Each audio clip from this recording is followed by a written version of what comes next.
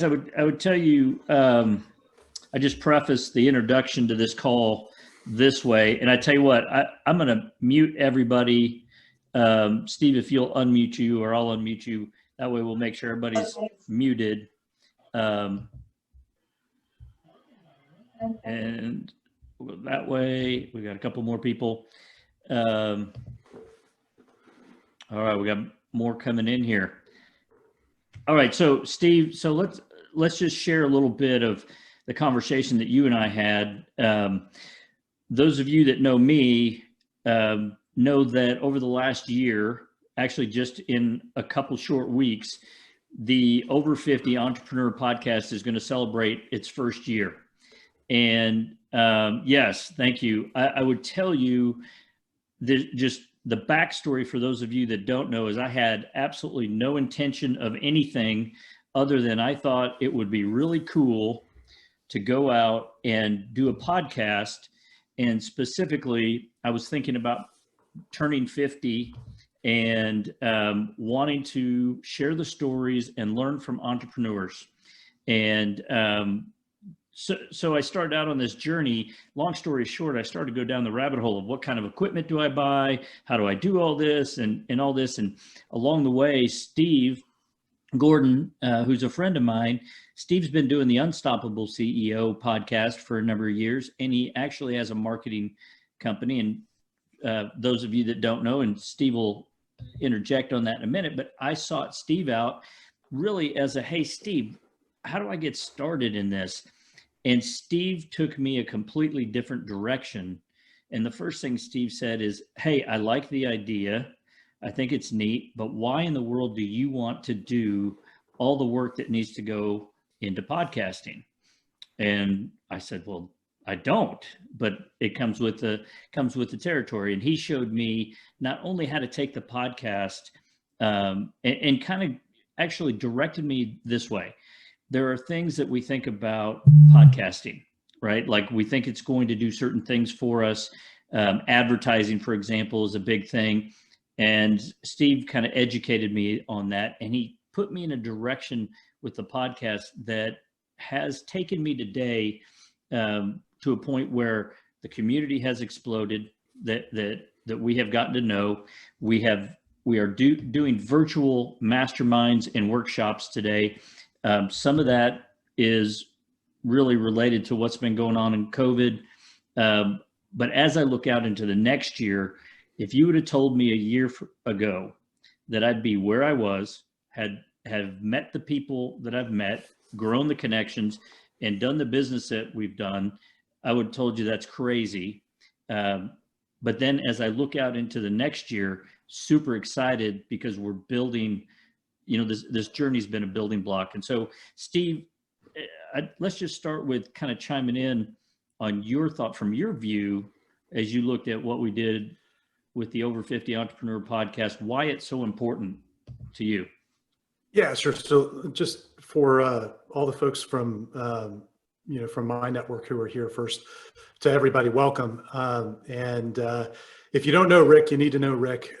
This call is part of a regular series of calls that he does called the Freedom Series that he started back when everything began to shut down as a way to bring entrepreneurs in his network together. And so if you're from my group, you need to know who Rick is. He's doing some, I think, really interesting things related to building value in your business. And certainly, I'm sure he'd welcome having you on these, what are they, about every other week, kind of mastermind calls. Yeah. Yeah. So definitely connect with Rick on that. But the reason we got together today, Rick reached out to me and said, I want to talk a little bit about the idea of using media as kind of the differentiator for you, because he's seen, as he said, some really good results. And one of the things that I've learned over the last decade in helping businesses get attention and attract clients is that there are kind of two fundamental exercises. And what we're seeing as a trend is that a media first approach, and I'll explain what I mean by that, but that really kind of solves both of these challenges that that you have as a business owner. And the two challenges are very simple: getting the attention of the people that you want to do business with, and keeping the attention of the people that you want to do business with. It really is that simple. That's all you've got to do. And most people put the vast amount of their energy into getting attention. And so we might describe that as networking or lead generation or, advertising, whatever you want to call it. That's actually the easy part. Most people don't realize it, but that's actually the easiest part. It's easy to go out into a marketplace and say, look at this amazing thing that I've got, and get people to pay attention to you, at least for a short time, because he who yells loudest gets the attention. The much more challenging piece, particularly for any of you who are selling anything that's at all complicated, that costs more than $1.50 when somebody gives you money, your bigger problem is maintaining their attention over time. And that's really what I think is the more interesting part of this approach that we're going to talk a little bit about today. So I think, Rick, the best approach here is let's take about 10 or 15 minutes, and why don't I kind of lay out kind of a groundwork, and then from there, I think what would be most useful and interesting is just to have a conversation. And so as all of you have questions about, well, how would this apply to me? How would this apply in my business? To me, that's the great thing about this kind of format. We can actually just have those conversations. I think it'll be much more interesting than you guys just listening to me lecture for the next hour. So does that sound like a plan? Good, thumbs up? Yes, All sounds right, like a perfect. plan. Awesome. So, again, the idea is we've got these two challenges in business. We need to get the attention of a potential client, and then we need to hold that attention until they're ready to buy. And notice I said ready to buy, and I didn't say until we sell them, because as we all know, they're largely in control of when they buy, as much as we think we can influence it, and to an extent you can. The real way to win the game is to build a mousetrap such that you're there when they're ready, no matter when that is, whether that's today or in the future. And we believe right now that having a media platform, we'll get to podcasts in a minute, but having a media platform is the most effective way to do that. Right now, you've got a situation where information is pretty easy to find, but trusted sources of information are hard to come by. And by building a media platform in your industry and showing up as that authoritative, trusted source of information for your prospects, you now kind of become this beacon in the fog for them, and this guiding light. And putting your business in that kind of position really gives you an unfair advantage over the competition. So the media platform allows you to do that because it's episodic, it's serial, it's delivered over time, sort of like the newspaper. The newspaper used to show up, at least when I was a kid, it doesn't any longer, but it used to show up on the front stoop, every morning. And so over time, the reporters bringing information into, at that time, our household, grew to be trusted authorities. I can still remember my parents referring to particular writers that they thought were, really knowledgeable about what was going on in the community. You have the opportunity to do that now in a way that we really couldn't do before, with your own business. I remember in the 90s when I started really running my first company, we went and spent, I still am embarrassed to say this, we spent $50,000 to run a year's worth of ads, full page ads in Florida Trend, which is sort of the premier business magazine in Florida. So it was quite expensive and very difficult to get in front of our prospects at that time. This is pre-internet. I had to actually sign a personal guarantee. It was kind of a scary deal. We got a grand total of 0 results out of that. And so it was a very expensive and important lesson. But what we've learned now over really the last 10 years is that by being able to show up consistently with content that is useful and interesting and presents your unique point of view, you have a way to capture the attention and hold the attention of your market in a way that really wasn't economically possible before. So we used to advocate that you do this with a newsletter. So you guys, anybody here, show of hands, who's published a business newsletter before? Email, print? How many are old enough to have done a direct mail print newsletter? Because I've done a lot of those. All right, so we got a few people who've actually spent money to make this strategy try and work. So when you're producing that newsletter, do you ever find that it's difficult to come up with a topic, or maybe because of time pressure, you're working with your clients, you run out of time before it needs to go out and you don't have one? Have you ever missed a deadline and not sent one? Show of hands. I know I have. So the fundamental challenge you have with, I think, any kind of written content is that it's really difficult to create for most of us. You know, I've written a number of books now. I've sort of trained myself to be able to write quickly and easily, but it wasn't always that way. And most of the clients that we've worked with over the last decade would tell you that writing was not something that they enjoyed. You know, sitting down to sort of craft that message to everyone in their market really was one of the more painful things that they had to do in a given month. And so the pattern that we would see when a client would start a newsletter is they would go out and publish the first episode and they'd be all excited, and maybe they'd get feedback, maybe they wouldn't. If they didn't get great feedback from it, they'd feel a little discouraged. They'd doubt themselves as they go to create the next one, but they'd get it out. Then by the time the third one rolled around, there was a project deadline or there was a client emergency that popped up, and the third newsletter would never go out, and invariably it'd be the third. Then they'd feel guilty about it.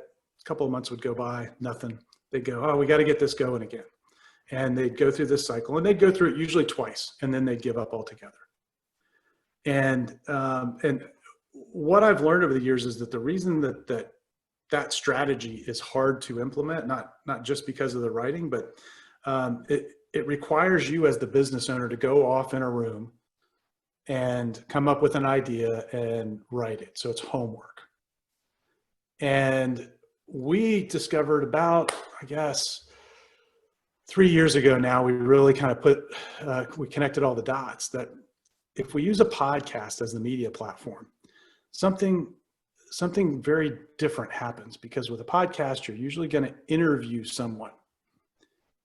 And if you're using a podcast in a really strategic way, and we'll get into the details of that, you're interviewing somebody who would be a strategic contact for you, either a potential client because you want to build a relationship with them, and it's far easier to go to another business owner that you want in your client list and say, hey, I've got this media platform called a podcast. I'd love to interview you. I'd love to talk about all the great work you're doing. Are you interested in having a 30-minute conversation? And they go, oh, wait, let me think about it. You're going to promote me. Yeah, I'll be there. When? Or you're going to go and interview an influencer, a referral partner, somebody who has already gone and rounded up a group of potential clients for you, and you want to build a relationship with them or strengthen a relationship with them. And those are activities you're already doing in your business. What we found is that by using the podcast as the media platform, it gives you a really efficient way to connect with them.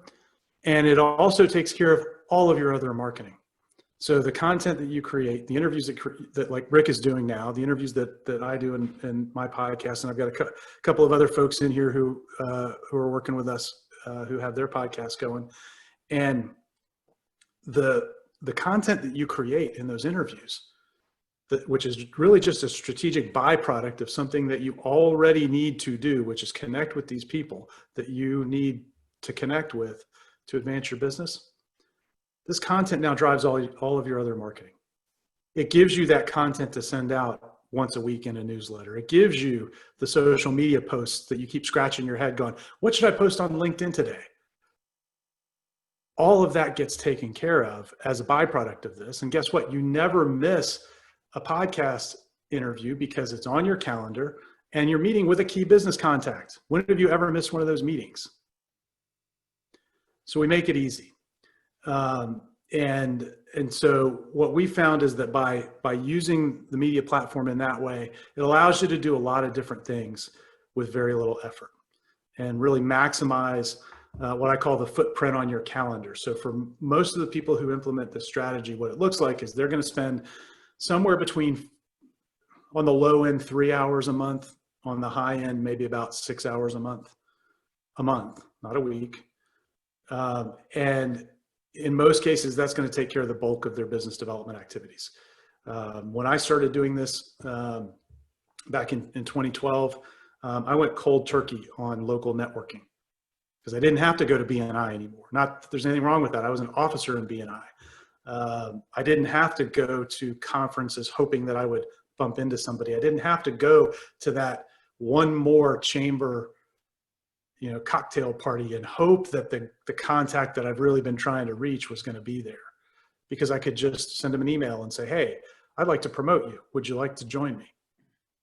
And they'd go, yeah, that'd be great. Now, once I've done that, once I've promoted them, what do you think the odds are that they respond to my next email or take my next phone call? So that's kind of the 10,000 foot view of the strategy that we're talking about here. I do want to point out something very interesting that Rick has done, because he's had, I think, really great results over the last year. And I've watched it, and I've been kind of amazed, because when he came to us, he was already kind of in the process of wanting to start the podcast. And I said, well, Rick, I think he was getting stuck in all the technical parts of it. I think you told me you were getting up at like 5 o'clock in the morning to learn how to edit audio. I was actually getting up at 4. I normally get up at 5 anyway, but 4 o'clock and digging into Dumas's book, and researching. I downloaded Adobe. And for those of you that are familiar with Colby, I am a quick start, right? And any of you that know me, like I'm up here. Get me in the weeds, get me in the details, and I'll shut down pretty quick. And so I reached out to Steve. I'm like, Steve, man, you got to help me. Like, I want to do this, but this seems overwhelming. And really, how we started.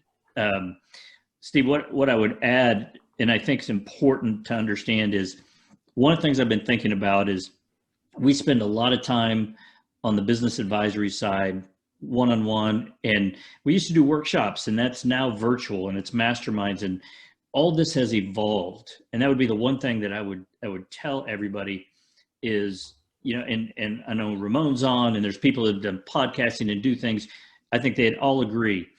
When I started doing the podcast, and I thought, well, I'm just going to have all these listeners, and people are going to respond. And you know what? It was crickets. And that'd be the one thing is, so if we think about business, we know if we're trying to grow value, if we're trying to optimize scale, whatever it is we're trying to do, those are critical components. And it's something that we spend a lot of time doing in our different venues.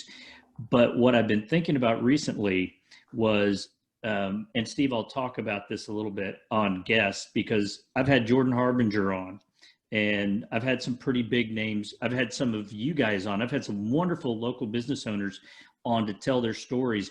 And those have been some of my most popular, but I've also reached out to some national names and gotten responses and had guests. But Jordan talks about networking. And so I think about it from a business owner perspective of, we have to work on our businesses every day. We have to try to make them simpler, right? Like our processes and figuring out what we do. And then we have to think about how we continue to build our network, because I believe the thing I've learned probably the most over the last year is the network is critical, and it's not about me. It's about making connections. Some of you have met other people through this, and it's led to great things.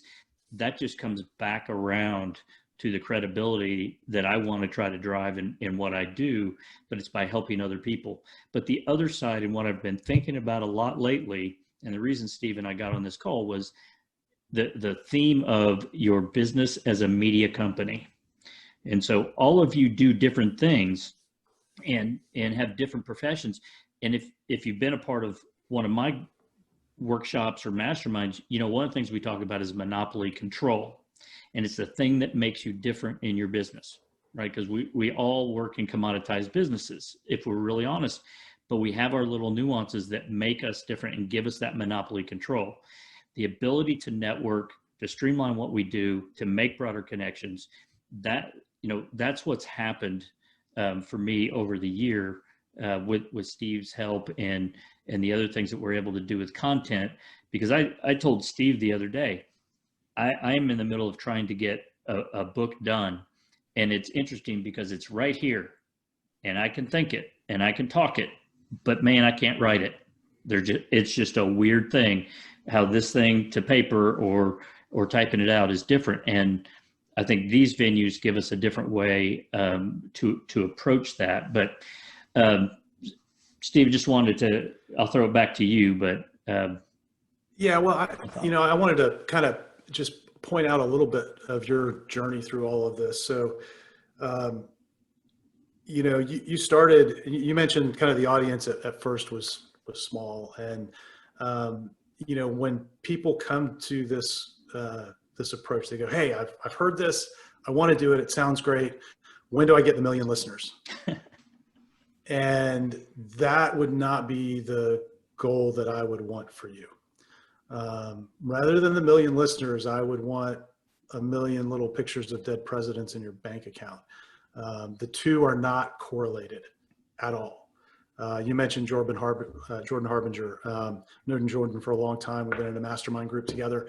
And when I was first starting our current podcast, Jordan, if you don't know him, he was one of the original people behind the Art of Charm podcast, which for years was one of the biggest. He had an unfortunate split with his partners there, which really didn't work in his favor, and had to start essentially from scratch about 1.5 years, 2 years ago with the Jordan Harbinger podcast. And he said, if I had another business model, I would use it, but this is my business model. He said, don't do it if you think you're going to make money directly from the podcast, because it's really difficult to grow an audience.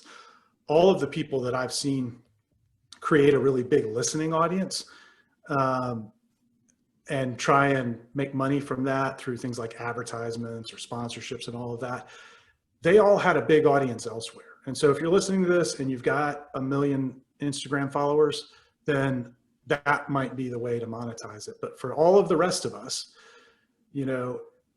the audience that you have right now, whatever your network is likely who's going to listen to the podcast, but that's okay. It's about the small audience. And I break that into 2 groups. One is the group of strategic contacts that you're going to interview. And they really fall into 2 categories: potential clients that would be otherwise hard to reach, or potential influencers, referral sources, whatever you want to call them.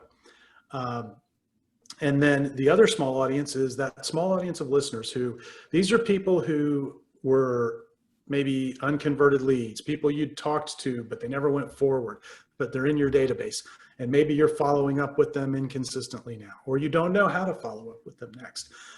It could be the people who are currently in your network who send you referrals, but you're not doing a very good job of nurturing them. And so that doesn't need to be a big list, but you need to now be in front of them in an interesting and consistent way over time. And that's the advantage of the strategy, because I call it the Trojan horse. You get to do these interviews. So, when we get done with this, Rick and I are going to record an episode of his podcast. I actually get to turn the tables and interview him.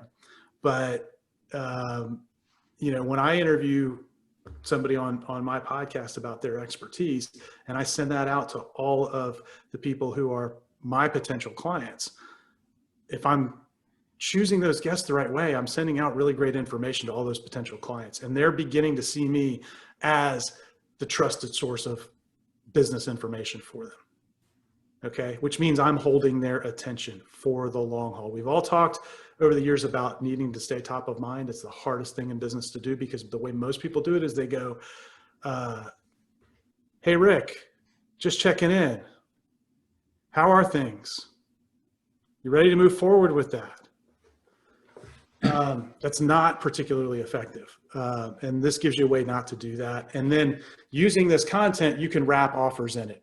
We call them next step offers. So you can wrap within the email that delivers the podcast, and you can wrap inside the podcast itself a commercial that says, hey, whenever you're ready to take a next step, here are 3 ways we could help you.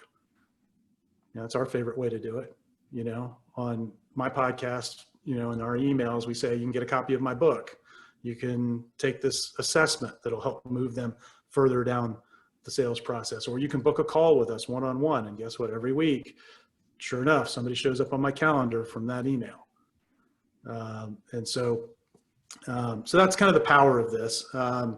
And watching what Rick was able to do with a really small audience. So I think when we actually pulled your email list together, Rick, it was only about 133 people. Mm-hmm. I mean, that is not a lot of people. And off of that small group, many of you are here, Rick's been able to launch effectively a second business and make it successful inside of a year. And a big part of that was the fact that he was warming up everyone in that network over the course of the year with the podcast, and able to put offers in front of them that didn't offend anybody. It didn't make them run away. And I think that's really, to me, been the real success here, is taking that little tiny list. You don't need a big audience, and then turning it into bankable results. Well, Steve, so just to kind of feed on that, I'm a big believer, everybody knows Gary Vee, and one of the best books I've read of his is the whole jab, jab, jab, right hook. And I'm a big believer. I like to do things. The great thing about being a business owner and having the podcast and doing these things is I get to choose, right? Like, there's some engagements where I'm going to charge for those engagements, and they're deep dives and they're value driven. And I have brand promises with everything we do. But there are other times that I'm able to make connections with people behind the scenes, to do things that I think will be valuable to them. And, I've had a number of conversations just this week with business owners that just needed to bounce some things off of there. Those are things that a year ago were happening seldom, and now they're weekly, right? And so as you start to grow, the one thing I would tell you is, I had no expectation. I thought it would be fun. I thought it would be valuable.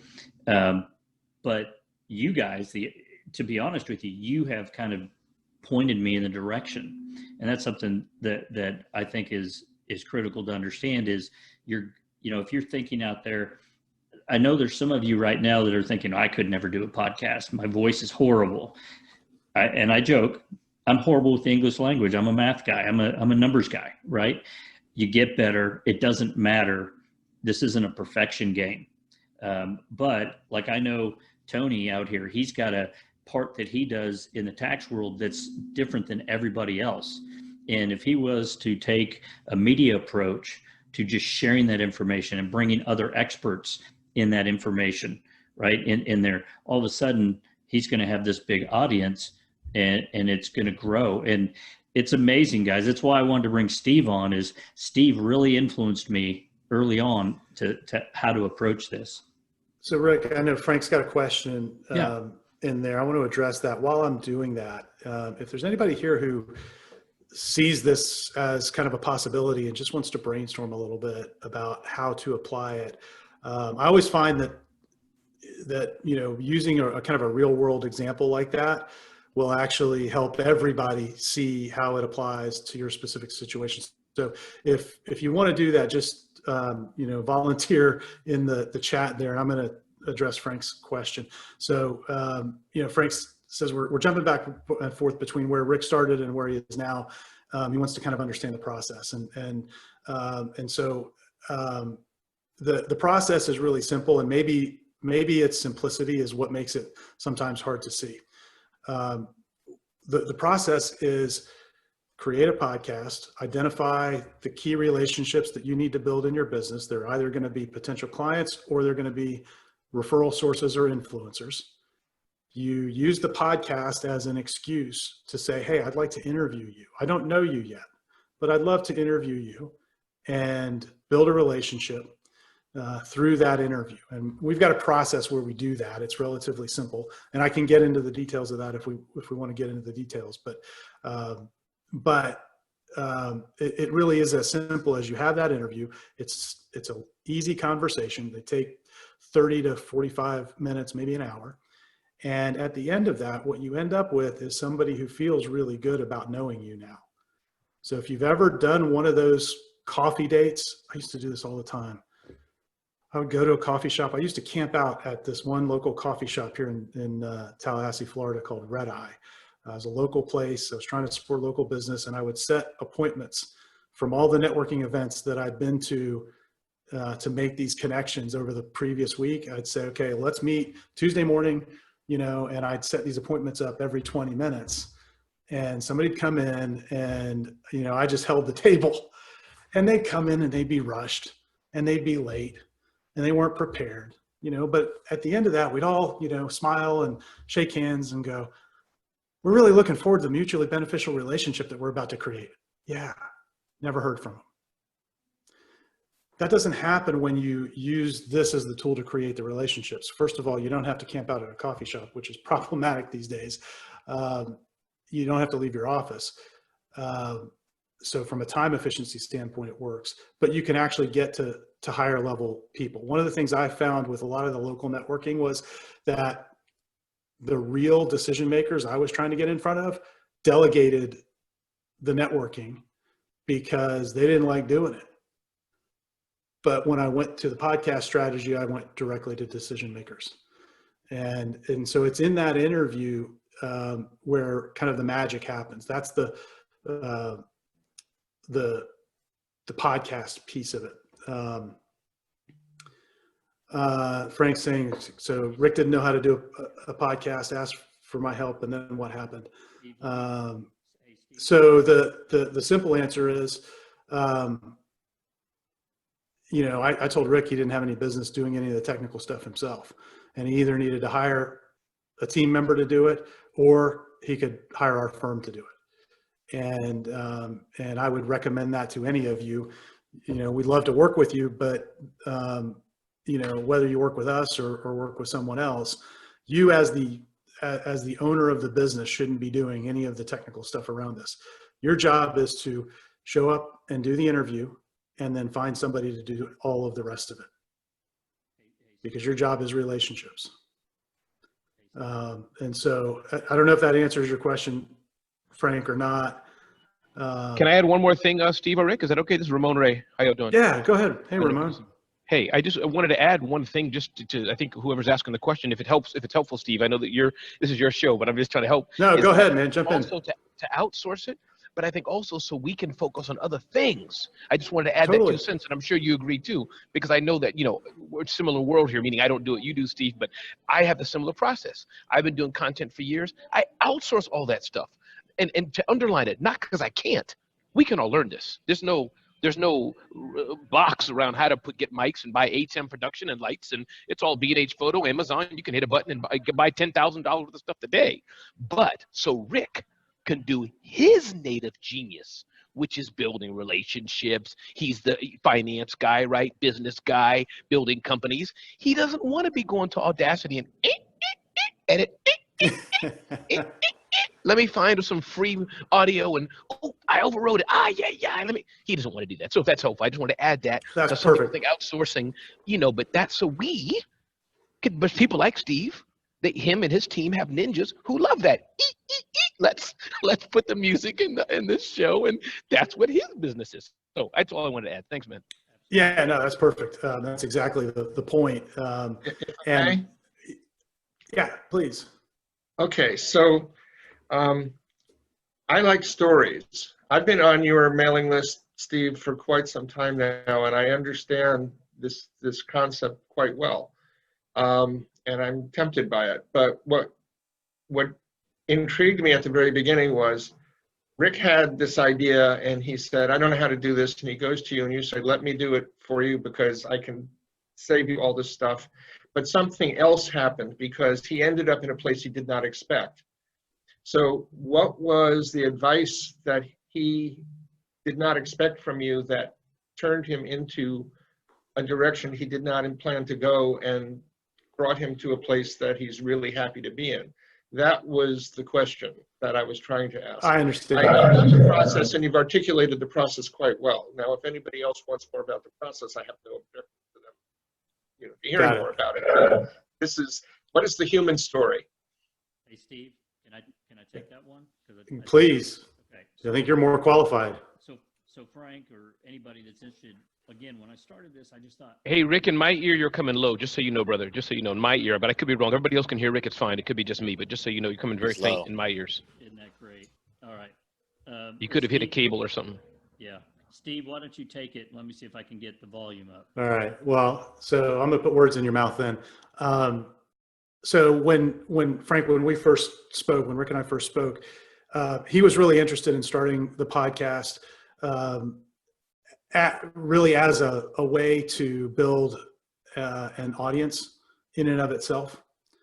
And nothing wrong with that, but it's a hard road.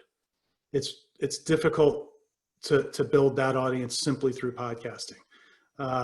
And we've just discovered that over the years. It's not a great way to get in front of new people. It's a really great way to build relationship with the people that are in your world without you having to sit across the table from them. And I think it's reframing it from an audience building tool to an audience nurturing tool. That was probably the shift. And Rick might describe it a little bit differently, but that's kind of where he was when we started. And I said, no, you've got this great, you're on the right track, but the goal is to use it to build relationships and then use the byproduct of it, this content, to nurture all of the people that are in your world already. Because, one of the things that we've discovered is there's real power to the human voice.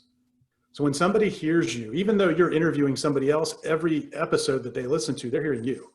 And that's the consistent piece across this. So they're feeling like they're getting to know you, whether you've met them or not. And so, I've had the experience back when conferences still happened in the world. I've gone to conferences and had people recognize me from the podcast and go, "Oh, wait, aren't you the guy with the Unstoppable CEO podcast?" "Yeah, that's me." And then we'd have a conversation where it was very clear that they listened a lot and they felt like they knew me personally. We never met. To me, that's a pretty powerful advantage in business if I can make a stranger feel that way. I've had people get on sales calls who have said, "My buddy referred me to your podcast." One guy in particular said, if you've been on our webinars, I've shared this story, Frank, but one guy told me he had gone on a business trip in a car, about 8-hour drive round trip, and binge listened to our podcast all the way there, all the way back. The next day he gets back, he books a call and showed up and said, "You're my guy." And, and this is somebody that I didn't even know he was in our world, hadn't opted into our list yet. So that's sort of the power of this in terms of being able to build relationship. But again, the value is in that small audience and being able to interact with them in a different way. So hopefully that answers it.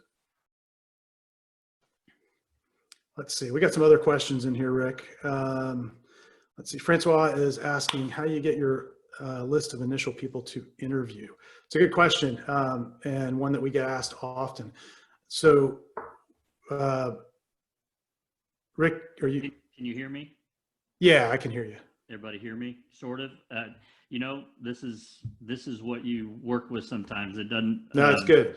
Okay. We can hear So one of the things, the first thing to do, and I do this now with any campaign that I'm working on, is take out. Steve has a wonderful page that he sent me, and it's not rocket science. It's who's your top 100, and it really is a great starting point, for you to really look through your contact list, to look on social media, and to go through and say, if I were going to interview somebody, who would be on that list?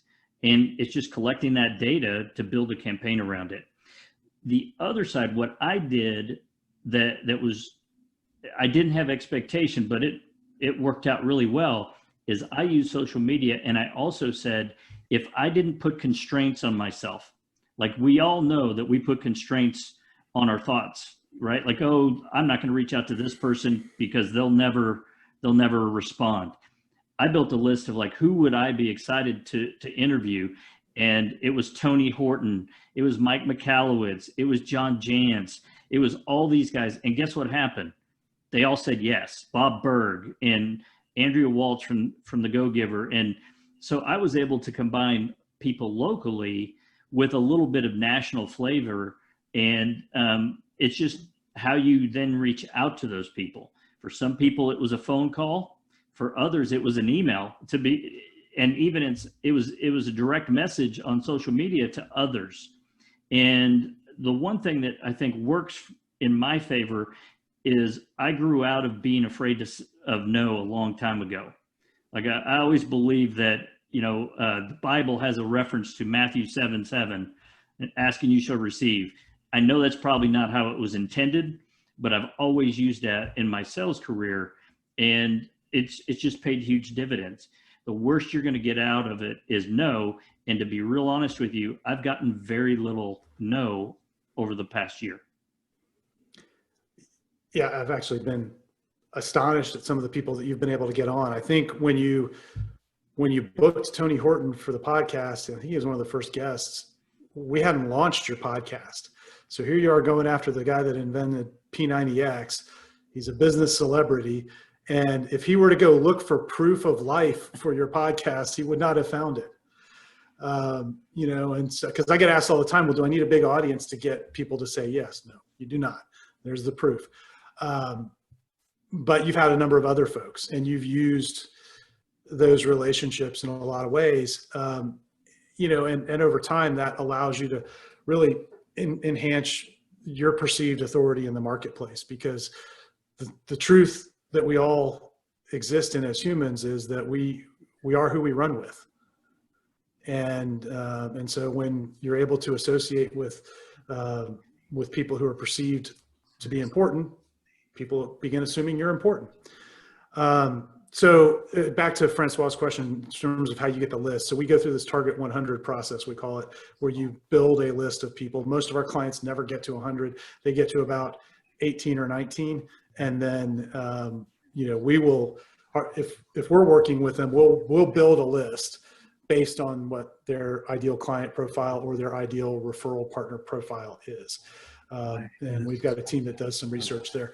But the very first people you want to interview when you first get started are your clients. And this is Go and interview your clients, because there's a good chance you haven't captured case studies and this in the way that you should. I find that a lot. Most businesses haven't captured all the case studies they should. And a podcast interview is a great way to get like a 30 or 45-minute case study where they talk about how amazing you are and what great results they've had. So that's where we start. I'm hearing somebody a little bit in the background. I don't know. There we go. All right. So let's see. What other questions did we have? Yeah. What does the group want to know? Chat or raise your hand. We'll unmute you. Let's see what questions you have. So I want to know, Rick's a financial advisor, helps businesses with their business after, or businesses that are looking to exit or perhaps transition, build their value. I want to know, how did you come up with the idea of doing the Over 50 podcast? Why wasn't it like the Build Your Business Value podcast? Again, great question. And I'm glad you asked that. So I was out on a run one morning and thought, man, I'm going to be 50. What would be interesting? And the backstory, a little bit of backstory, is I'd been working with business owners over the last 5-6 years at that point, but purely one-on-one. had my exit planning designation, working with business owners, actually got certified as a value builder coach, different programs, trying to just, what I understood in the financial world is this was a big gap, right? Like they usually use M&A or business brokers and all this. And I wanted to add value in a way that wasn't conflicting with me trying to get some commission at the end of the deal. And the funny thing is today, I have a number of financial advisors in other firms that we work with because I'm not competing in that business. We actually have 2 businesses we rolled out. So Jeff, to answer your question, this over 50 entrepreneur concept really had nowhere to fit when it initially started. And Steve and I think initially I was going to interview over 50 entrepreneurs. But then what I realized is that was really limiting. And so, and this is my point in the journey of media, is you don't know what it's going to look like. Today, what I tell people is I'm the over 50 entrepreneur, because Jeff, you've been on the show, you've been in look, you're not 50 yet, but you have a great story, right? And I can go through the list of people that haven't been under 50. And so what I realized is I realigned that so that I could broaden that group that were business owners and entrepreneurs that had great stories that would inspire other people. And I will tell you guys that one of the unexpected things that I've gotten out of this is this is not a game of perfection. And you're never going to be perfect.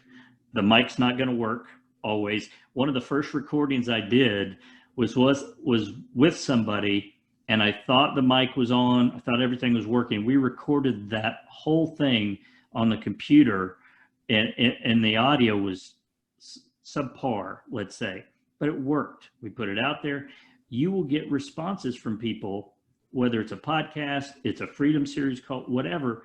You never know what's going to resonate with somebody, right? That guest says something, and it's either somebody really needed to learn that information, they needed to be inspired or challenged.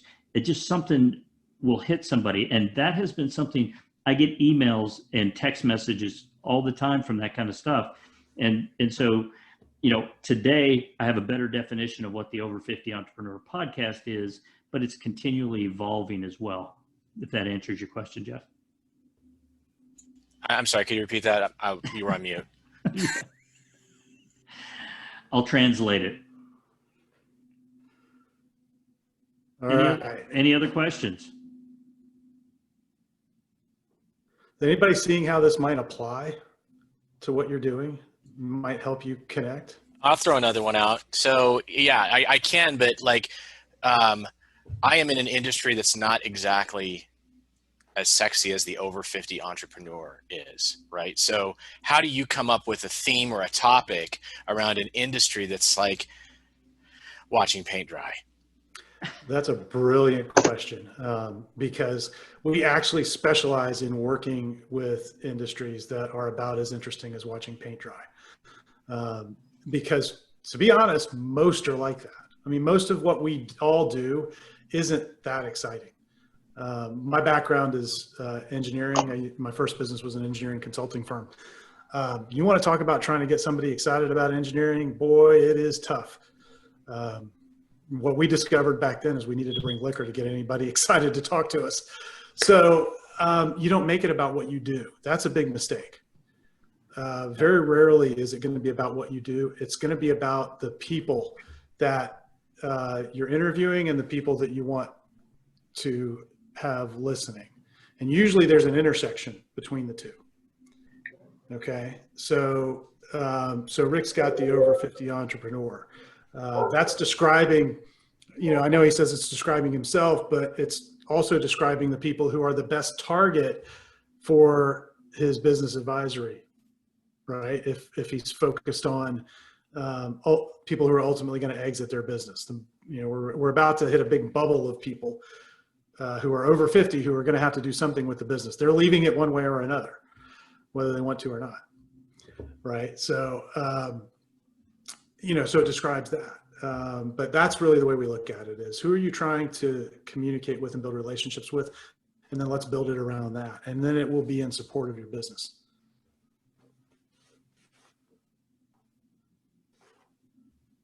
All right. Let's see if we've got any other questions over here. I think we've got all of the ones. Hey, Steve, let me put you on the hot seat for a second. So let's say that there's somebody on this call today, and let's say they like this idea, but maybe they're not ready to go full bore, right? Like they're thinking about, like the thing that comes to my mind is I like to work in 90-day segments, and you and I get to have we have a powwow every 90 days, right? To make adjustments in that. But let's say somebody's on this call today and they're like, you know what? I love what Steve's talking about. I like this whole process, but I would like to do podcasts, but I can't go all in right away. So what advice would you give to that business owner who sees that opportunity? I guess, you know, I would first question the hesitation, because going all in actually it's not necessarily a difficult or expensive thing to do. But, you know, if you want to sort of dip your toe in, there's no reason you can't go and begin interviewing people. So I used to do what I now affectionately call a ghetto podcast back before podcasts existed. And we would, this is like early 2000s, I think, late 90s, early 2000s. We would go and find somebody that we really wanted to connect with, that we wanted to build a relationship with, and I'd get them on the phone and I'd tell them we did a lot in the land development industry. And so I'd say we publish quarterly interviews with leaders in land development. And that would usually be enough to get somebody to get on the phone with me to do an interview. And we would record that over a conference bridge line. The technology was really difficult to use. We would get that file. We'd have to take it to a local print shop that did CD duplication. We'd have them put it on CDs and we'd mail it out. So, I mean, you don't have to have all of the podcast apparatus in place to do it. Now, obviously, it's much easier. You can get on Zoom, you can record that. Zoom will give you an MP3 file that you can then, stick on Dropbox and email out a link to everybody that you know. And you could say, hey, I'm going to do a series of 6 or 10 interviews talking with, if I were doing it right now in a local business, I'd go interview all of the key business leaders in the community about how they're coming back from the lockdowns.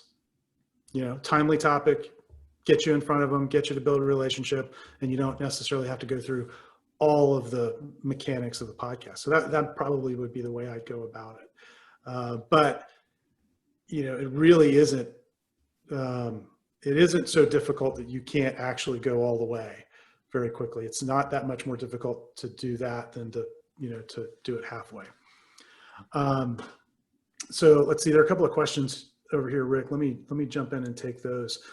So Frank's asking how we might approach website design, what kind of people would be guests. So Frank, if I had a website design agency, the way that I would do it would, well, depending on how you were niched. I don't know if you're a local or if you're niche focused at all.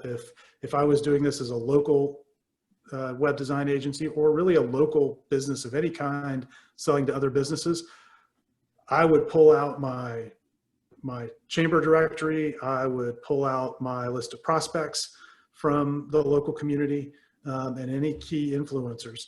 And those would be, I'd go through those lists, and that's who I'd put on my interview list. And I'd prioritize them based on value. How valuable is it for me to have that connection? And I'd do it that way. If I were niche focused, and we've had people who've been, in a particular industry vertical, but they work across the country, what they will do is they'll go and interview the leaders of companies. And the way we position it is, as if we're going around doing kind of interviews with all the most successful people in the industry, trying to find out what really led to their success. So we're kind of using an ego play, and that works very effectively. We call that being the success journalist for the industry. So that's how I might do it. So the first question is, number one, who do you need to be in touch with? And those are the people that I would invite. Hopefully that answers your question. If you have a follow-up, just jump in. Paul's asking frequency of interviews, what works best? So we've had clients do it, do the podcast as a bi-weekly, where you're publishing every 2 weeks, or as a weekly. I like weekly because it's not that much more work.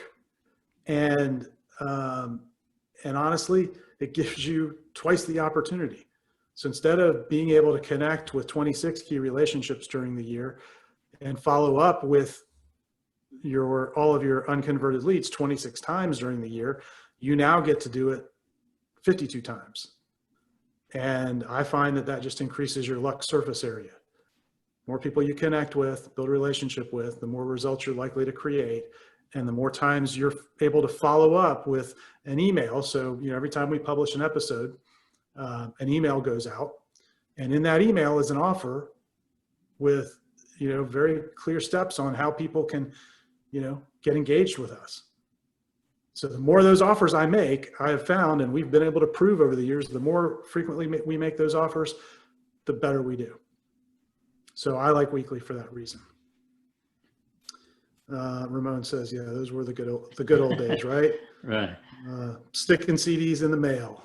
There you go. Hey, Steve, we're fastly approaching the end of the hour, and I want to make sure that everybody's getting something out of today. I hope it's been successful. There's a couple resources that are available, and I think if you email Steve, he's got a great ebook on how to use podcasting to build your prospecting. Recently, I was sent a copy of Westwood One, their data on podcasting as a growing medium. And I think one of the things that we really didn't talk about is, so we take the podcasts that we do each week and we have them transcribed as well.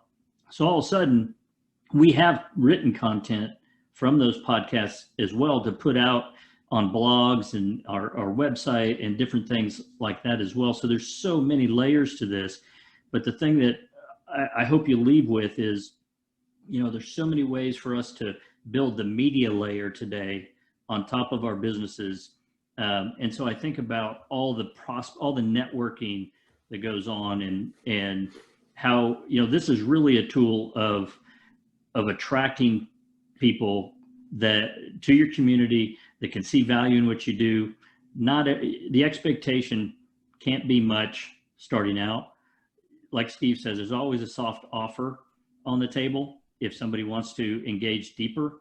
And I've done 0 traveling this year and seen a big spike in opportunity in business as part of the results. That's why I wanted to share. We all read the same books and we're all thinking the same things, but I really want to take the curtain back a little bit and say, this is how this is operating. And if it's something that you're interested in, here's how we've been doing it. And so, I appreciate you being on the call. If you want the Westwood report, I would say just email me, rick@epicsbiz.com. For those of you that don't have my email, that's rick@epicsbiz.com. And, we do the Freedom Series call. This is part of that Freedom Series call. If you're not on that list and you want to be added, we don't charge. We record them usually, and if you can make it, great. We are constantly trying to book great speakers, but we've made some great connections along the way as well. So, Steve, anything that you want to just maybe finish up the call with? Yeah, so a couple of things. One, I think we agreed to give away some copies of books. So Rick asked me if I'd give away some books. So what we're going to do is, I think to 5 people, and I don't know how you're going to pick them. You're picking them. I'm not. We're giving away a copy of each of my books, Unstoppable Referrals, The Exponential Network Strategy, which talks about some of this, and then my latest book, Podcast Prospecting, which really lays all of this out in detail. So we're going to give away some signed copies of those to 5 people. You get to decide how we do that. For everybody else, we're going to give you the opportunity to go get the podcast prospecting book. And I put the link there in the chat. It's unstoppableceo.net/Rick. So you can click on that. And Rick, I don't know if I can, I guess I can't share screen here. I can just show everybody the page they'll go to, but when you go there, there's a link to download the book. So we're not going to hit you over the head with a sales pitch.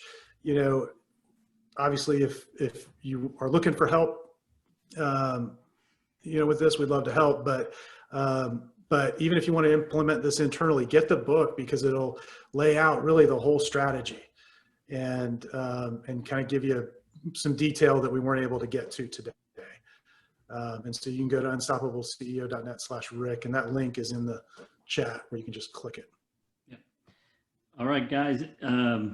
That's the time. We've come to 10 o'clock. I appreciate you, and hope you'll join us. Again, Rick at epicsbiz.com. Any information that you like, any questions? I think there was a question from, let me see, Gary, I believe, or Steve. Steve, if you want to email me, I'd be happy to jump on a call with you after as well. So thank you very much, and you guys be safe and have a wonderful weekend. Take care, everybody.